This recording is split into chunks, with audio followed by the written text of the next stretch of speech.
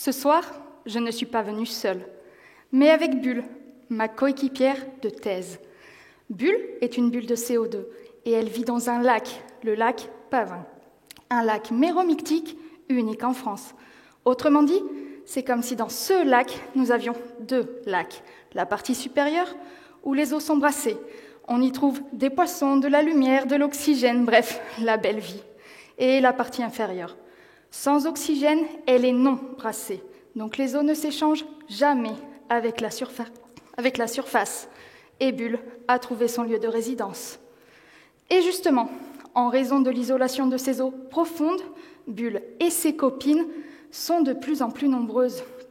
Mais si vous plongez dans le lac, vous ne les verrez pas, puisqu'elles sont dissoutes dans l'eau, tel le CO2 dans une bouteille de champagne. Mais alors, combien sont-elles ?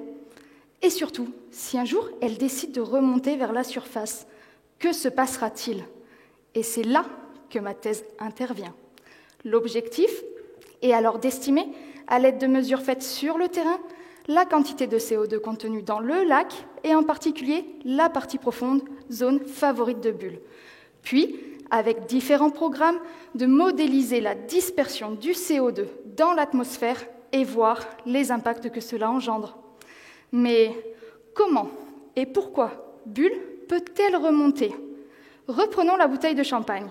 Si vous la secouez un peu trop, en raison du gaz et de la pression, le bouchon va certainement exploser.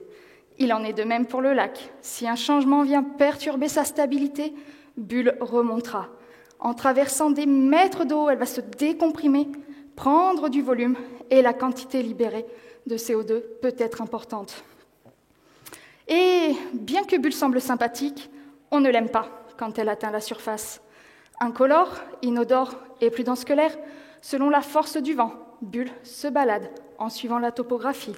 Elle rencontre des habitations, des humains, des animaux, comme ça a été le cas lors de l'éruption du lac Nyos en 1986. Et oui, quand Bulle se balade et représente plus de 5% de l'air, elle commence à avoir des effets dangereux sur la santé. En revanche, Bulle perd de la force au cours de sa balade. C'est la dispersion. Et donc, afin d'éviter que nous soyons soumis à de telles concentrations, je modélise les potentiels trajets de Bulle, crée des cartes de ces trajectoires, estime la concentration maximale à différents points du trajet pour permettre d'évaluer les risques, pouvant ainsi aider la population à agir. En conséquence, si Bulle parvient un jour à atteindre la surface.